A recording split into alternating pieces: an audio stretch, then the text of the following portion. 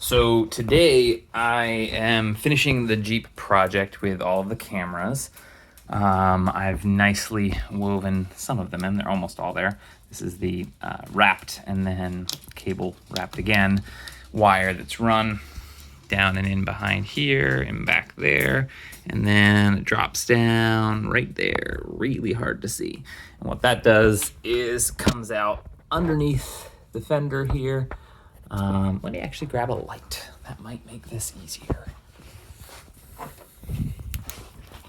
Got a little bit of a mess going on for project time here. Hey, look at that, you can see. This little pin right there is a body clip. There's another one there and there. You just pry those three out and this whole thing pops down, and there's a huge access point for wires to come in through. And those, that's just where this camera is. There's one mirrored of this on the opposite side. So I'm running that up and then through the engine bay, and I like it to look OEM, so you always got to put the wire holders or whatnot on them, and that's all getting run through there right now. I actually have them all being pulled through. The dashboard side bung that they leave you, it's a good one that you can blow out. It has a cross already on it. Oop. It's actually really hard to see, but it's that metal right there, this little circle. That is the area where you punch through, and I'm feeding the wires in, trying to make sure I don't catch them on anything. They are coming in under the dash.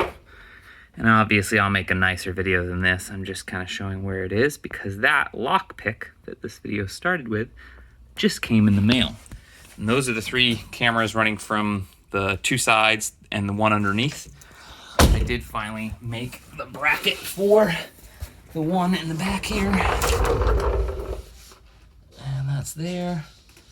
And that wire goes up and around the evap canister skid. And there's some dogs under that Jeep.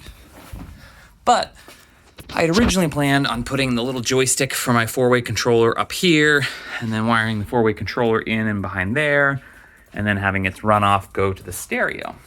The trick was the JScan tool does allow you to program a backup camera, and it does allow you to play DVDs. However, it does not allow you to use video while in motion. So seeing my approach angle and the placement of my tires for the track won't really work with those cameras. So I was looking up online how to make this, the factory stereo, which are referred to when they have this interface, a MyGig system. And that has navigation on it. So mine is the MyGig with navigation, and it's part of like a Uconnect thing. And that allows for other electronics to kind of interface with it. And so I looked it up, and there's a company called Coastal Electronics in Florida that makes, let me fold this little guy up. Got a little bench. This cool little gizmo here. And it is 100% plug and play. And what it is, this costs $286 shipped.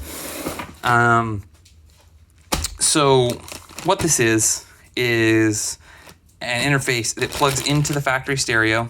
There's the male and the female, and a couple other wiring bits for the harness entirely, and then all of the camera inputs. And this allows you to use the steering wheel controls and the touch screen of the navigation system that's already installed or non-navigation touchscreen system that's in your vehicle. This allows you to move through the cameras and pick your camera, and it just runs as if it were factory. If you ever want to revert how your vehicle is performing, then you can literally just unplug this and plug it back in, and boom, you're back to OEM again. But this allows you to watch video in motion. It has a lot of other features too, but once I've pulled the dash off and installed this, I'll kind of do a review of all of that. But I did find a product that definitely beat the little switch box. It is much more expensive. That switch box that switches between 4 inputs, clearly not made in China.